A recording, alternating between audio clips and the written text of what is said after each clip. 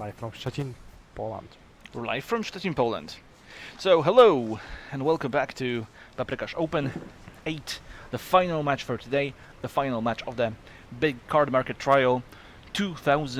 Over 2,000 euros on the line. Well, not exactly, because it's all split among the winners. So, we are going to see Yiji on his interesting Saltime mid-range deck against Lucas. Lucas we've already seen on the coverage today. I wonder if there is his deck list somewhere over here. Yes, there He is. just played the interesting take Yeah, on the Mardu. the Mardu Knights deck, the variation of the last standard Boros Angels decks, but now with more Knights. Exactly. And black cards. And Bedevil. And the Lava Coil. And Field of Ruin, interestingly. That is the deck that I wanted. I wanted to see Field of Ruin in a deck. And you have exactly one. Lucas managed to fit Field of Ruin into his deck, featuring Bedevil and History of Benalia, Resplendent Angel. So I could see it causing some issues, but it did line up for him well right now. So at least there is that.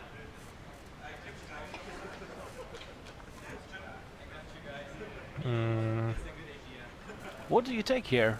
This This is very dependent. What are the exact contents of Yiji's hand? So he does have another Branch Walker. The only real considerations for me would be Lava Coil or Resplendent Angel, since there was no mana for Bedevil, but usually decides otherwise. Takes the Bedevil. Well, you can easily find this one. Even Field of Ruin fixes for that, so it's not a huge reason not to do this. And Lucas immediately draws a black source number 2. So Usually trades for the Branch Walker for the Benalia Knight. yeah, that's actually kind of interesting.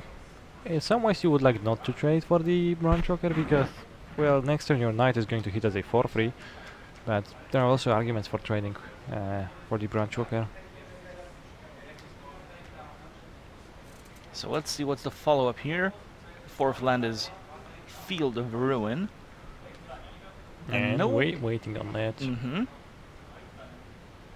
Not willing to cast a Resplendent Angel into a Ravenous Chupacabra or the Hostage Shaker, seemingly.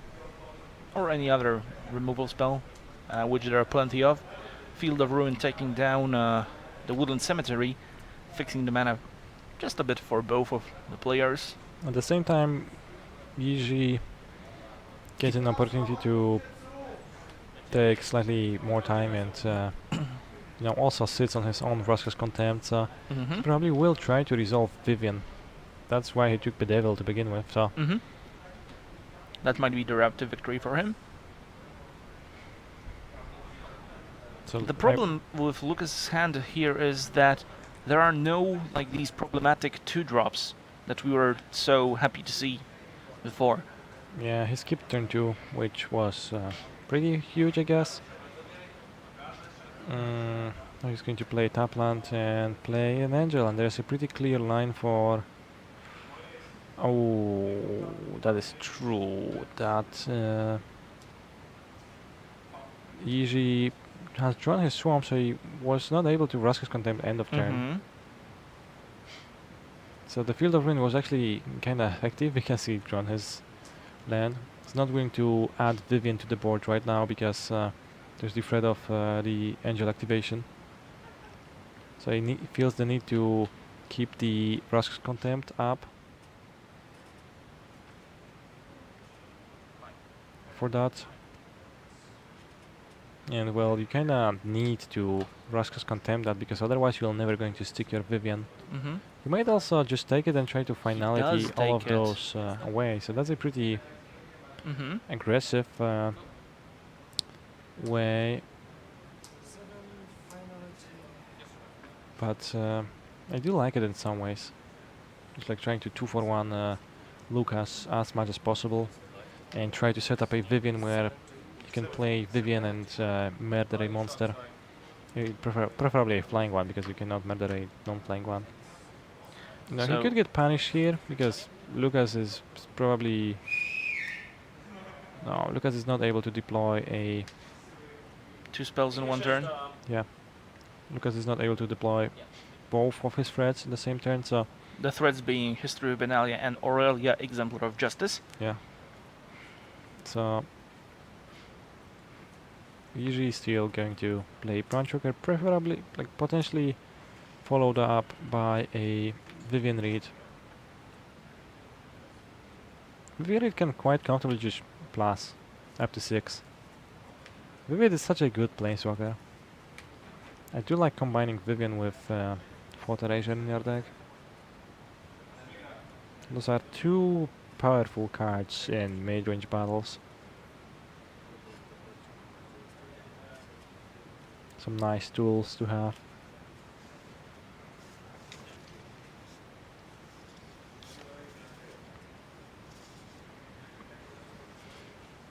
Usually contemplating what he wants to play, so He takes Llanowar a... Elves, conservative approach. Yeah, not exposing the Vivian to anything at all, just letting... taking his time and waiting for the... for a better opportunity. Already exempt of justice.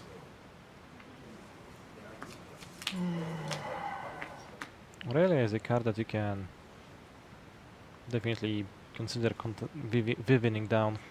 So you can potentially just try to remove the Knight token, the one that's able to attack with Vraska's Contempt, and then play Vivian Reed, minus her on Aurelia, protect Vivian with the Llanowar Elf. Yeah, Yiji was slightly frivolous with his life total, I guess. And like frivolous, maybe not the best way to describe Cavalier. it, but He was Cavalier. okay. Taking all the damage that he could. Yeah. Because I thought Erasure getting his Lucas's excellent removal spell. Then it's going to be pretty harsh for Lucas unless he draws really well. There's not too many too crazy draws, and next turn usually just Picks up the Vivian. plays a huge Crosses. Yeah. Just fills 1, his 2, hand 3, with 4, 5, 6, 7, 8. There's also a Hostage Taker. They Yeah. probably just Hostage Taker the Resplendent Angel over that in that case. and just play it immediately. Yep. Now it's going to be And Lucas is falling behind. The Sultai deck has more card advantage than the Mardu deck, so it's not looking too great for Lucas. So EG is getting ahead and ahead. It's probably going to play Crosses, a XX, huge Crosses, draw cards, gain life points.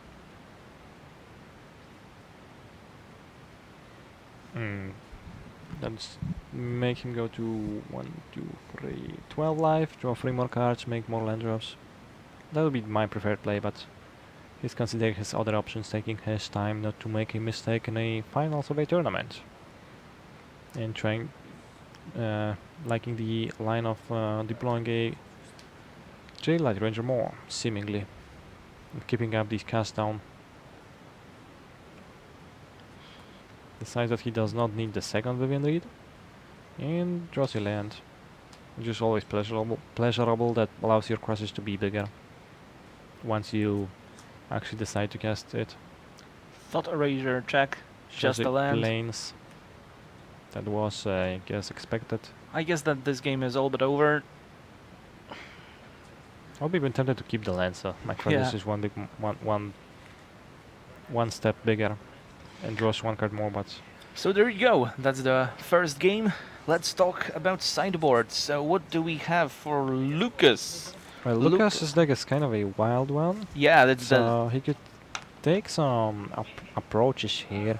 Could try to be more aggressive. I think it's kind of bound towards being slightly more aggressive to be the aggressor in the matchup because his sideboard seems to be less well suited for the matchup in general.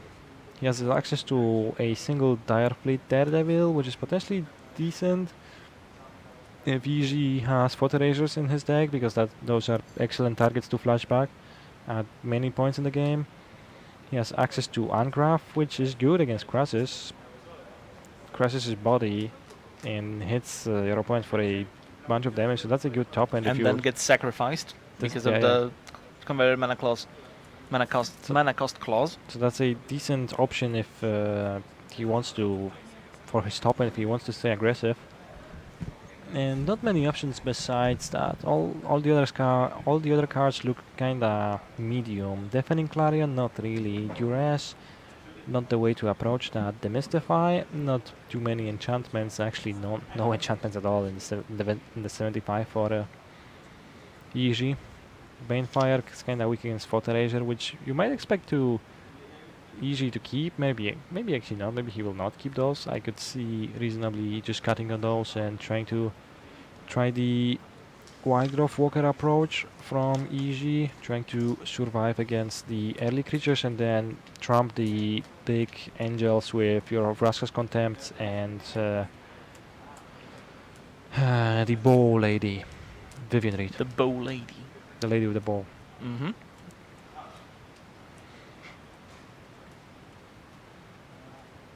So it seems like Lucas is priced into keeping the aggressive approach, but might be wrong. Maybe he wants to approach it differently.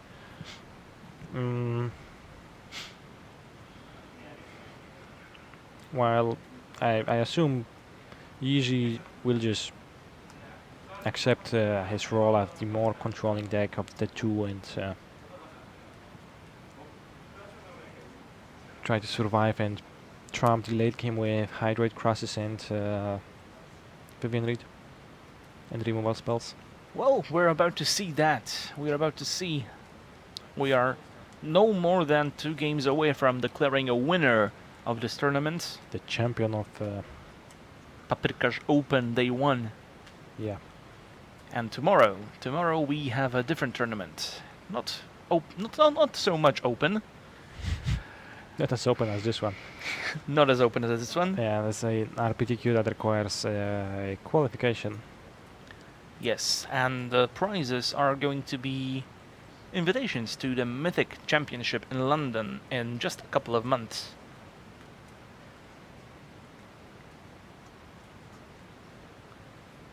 It's going to be the Mythic Championship for, I guess, the War of the Spark set Yes, yes. that we have no knowledge about just yet.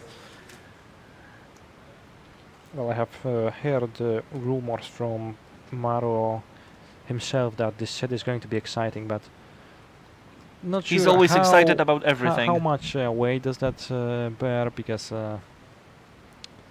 he does tend to be excited about most things. Yes, he's one of them. It probably is going to be great, but Yeah, I've seen like wild speculations on Reddit, like, oh, they're going to put planeswalkers on uncommon. Yeah, sure, buddy. I mean, it's not impossible, right? It's Of course. extremely plausible, and it actually would make sense in the setting. If you follow the Magic story at all, which I do to some extent, then kinda would make sense. Lucas reveals his hand Hmm. again to Duress. Not. Sajiri brought in Duress. That does kinda surprise me, Mm-hmm. because Lucas's deck is full of monsters. Of But- cheap monsters like Knight of Grace and Atlanta Vanguard. But Yuji hasn't seen them in the first game, and he might have not seen this deck before. So that might be something.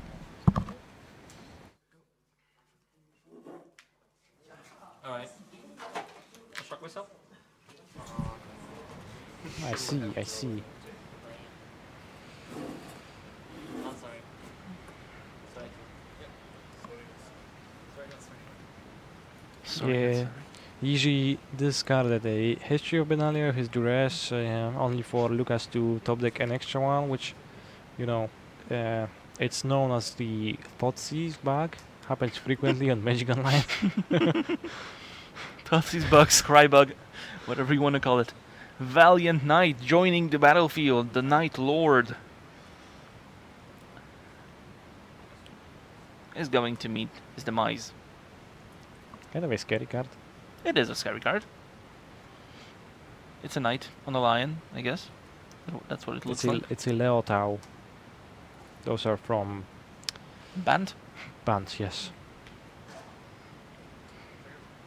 No, actually, they're not from Band originally. I think they are from Naya, but when Mhm. these shards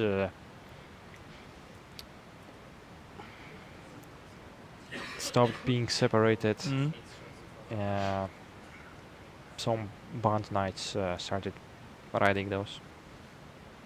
Although don't quote me on that, I might be mistaken. Yeah, EG spends a valuable Vraska's Contempt on a Mere Knight token. Knowing that the Angraf is coming, that was probably kinda painful. But it was 4 power because of the History of Benalia, so Discards he Defined Finality. decided that was worth it because he has another one. Mm-hmm. So that makes plenty of sense.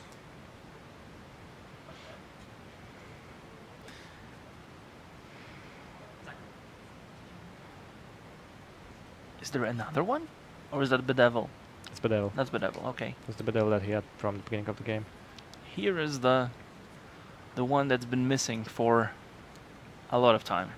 Knight of Grace. So here is hoping that this Jade Light Ranger is going to end up being a 4-3 Mm-hmm. if he wants to play that. So other option is a Swamp, which is not the most interesting play. He will probably make it anyways. And there's also Vivian Reed, but Vivian dies to Bedevil and she's not the most safe on the board. So probably keep the Foderanger for the first time and then you reveal it again and then you drop it. You might even keep it because Because of the Bedevil. you know that Lucas has the Bedevil in his hand, but I guess that prompts him to use it, so it's kind of bad, honestly, to keep it. So you probably reveal it for a second time and then you drop it, and that's exactly what EG did. Caring a lot about the size of the Jade Light Ranger. Also notably keeps his Swamp in hand because there is also the threat of another Angraf.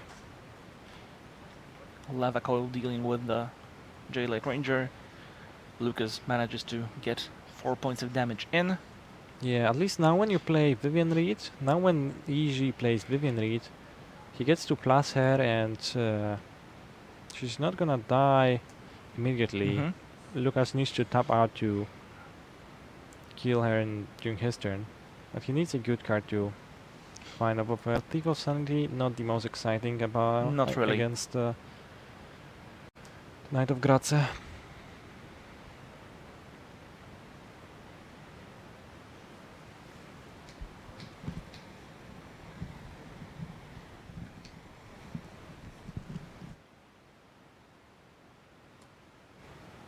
Danto Vanguard joining the battlefield on Lucas' side. And then to Vanguard this stuff. Basically requires a finality top deck from EG to get there.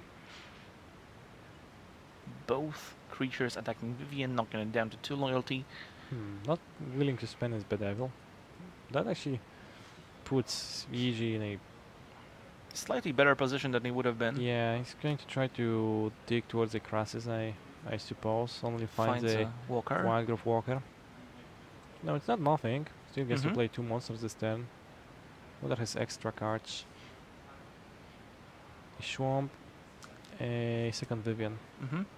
and a Thief of Sanity. So only one of those can get removed. Notably, playing Thief of Sanity makes the Knight of Grace into a 3/2 first striker, which changes some things because now it's actually killing Vivian in one hit itself.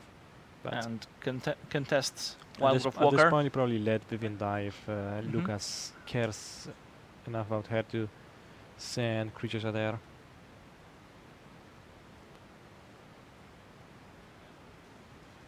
And he does, just like you said. So he just sends all the creatures at Vivian. Hmm. It makes Yiji's life total not under the biggest pressure that there ever was. And Yiji can play Vivian, maybe try to find a explore creature to trigger the Walgerfolker and get a very good blocker. Of course the blocker would die to Bedevils. First attacks with Thief of Sanity that prompts Lucas to use up the Bedevil in the end. And there's the follow-up Vivian. There's the Vivian Reed, which you can plus and hope for that explore monster. I think I've seen a Photerager, a Crassus, and something else, but he chose a Crassus. I would believe he would even go for a explore creature over the Crassus at this point, but didn't find that. Notably didn't play a land. Cares enough about potentially Angrath, but at this point I think I would rather play the land since Angrath does not seem like a beatable card anyways. Especially post-crosses, it's not beatable post-crosses since you will take a lot of damages from your own crosses. I just better hope that there's no Angrath present.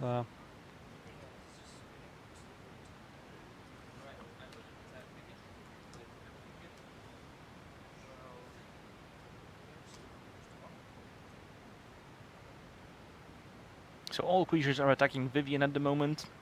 Walgerfolker is blocking the Knight of Grace. Yeah, notably is no black nope. permanent right now because the Mhm. Thief of Sanity had died.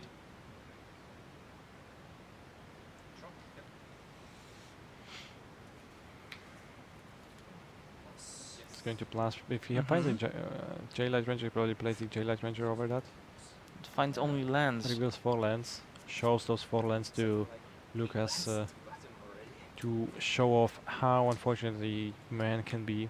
Yes. I mean, honestly, it's not the least, the most horrible situation to be in.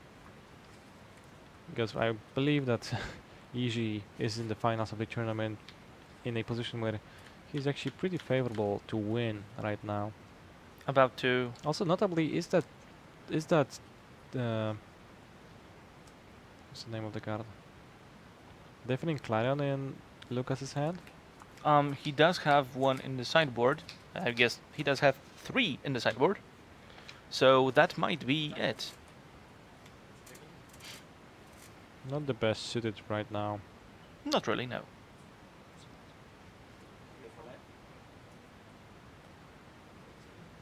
Wow, also, Yiji is very patient about not playing this Hydrate Crassus. Mm-hmm. I do want to say that I'm slightly surprised by all of that, since I would be much eager to power my entire mana into this powerful card drawing monster and try to block with it. It seems like he's ever so conscious about Angrath. I don't know, like Angrath is the one thing that makes sense. Here is a J-Light Walker that would have been excellent. Ranger. Ranger, yeah. Of course. Would have been excellent with the Wildgrowth Walker, yeah. Now, less exciting. Would be exciting with Wildgrowth Ranger, DJ Light Walker.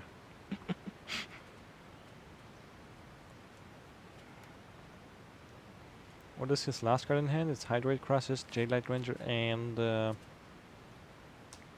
Photerager. So he checks his hand with a Photerager. He's a Deafening Clarion and a Knight of Grace. Curiously, a Knight of Grace that Lucas chose not to play.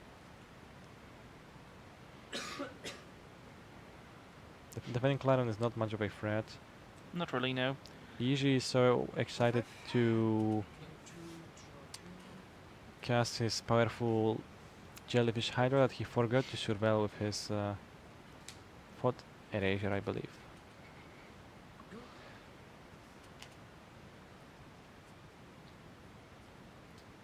Will attack Vivian with both.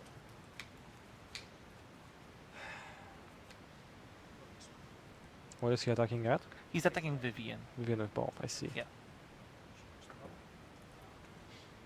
This way he can Clarion to kill off the Crassus and leave his Adanto Vanguard alive, but Game is slipping by. The Vivian has been alive for many turns and it's just drawing Card after bajillion of card, yeah. cards.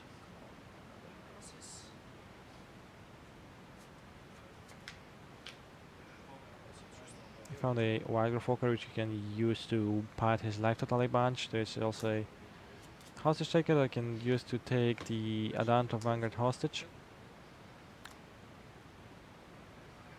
But I would also be a fan of going with the Wild Walker and try to Mm-hmm. get my Explorer creatures on the battlefield. And And Branch gain- Walker gain- seems to be a... Gain 9 life. Oh, yeah. Now, do you think he's going to deploy another one? Because he does have a Branch Walker in hand. Well, I do believe that's a fine play to make, so I would be Alright. not surprised by that. Like, he's already played the Clarion. I wouldn't play around the second one. Yeah. The Clarion is somewhat of a surprising inclusion. I mean, you're not even weak to Clarion. Your Wild Walker is a 3/6, I mean, it's a 4/7 actually. it's a bit surprising to play Clarion in a 4/6, deck with... 4/6. yeah. It's a bit surprising to play Clarion in a deck with so many It little is- creatures of your own. It is somewhat of a combo with Adanto Vanguard, Oh, yeah, and it is somewhat unexpected. So, Mhm. you know, Lucas's deck is certainly one of the left field, I would say, Mm-hmm. to some extent. Chooses to play the Thief over the Explorer monster and plays a Tapland.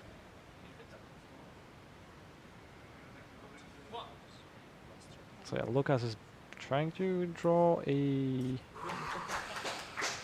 Deafening Clarion Trolley to get out of this, kinda, but does not.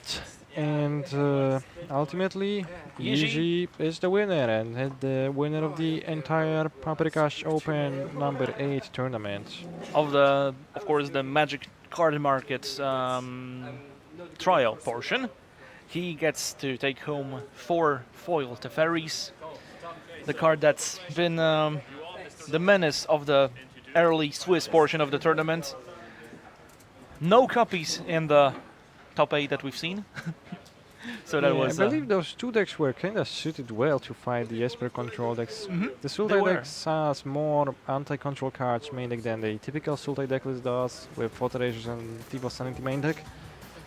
And a mana base that's better suited to watch casting those. And the same was true for Lucas, as we noted before. It was the combination of 2 drops is pretty decent at working around Esper controls removal spells, removal suites. So some interesting things to see there. All right. So as soon as the guys get all settled, as soon as they are ready, we will have a winner's interview, and then we will invite you just to join us tomorrow at 10 a.m. Because tomorrow at 10 a.m. we start the coverage of the Magic Championship qualifier. So join us in a second for the winner's interview.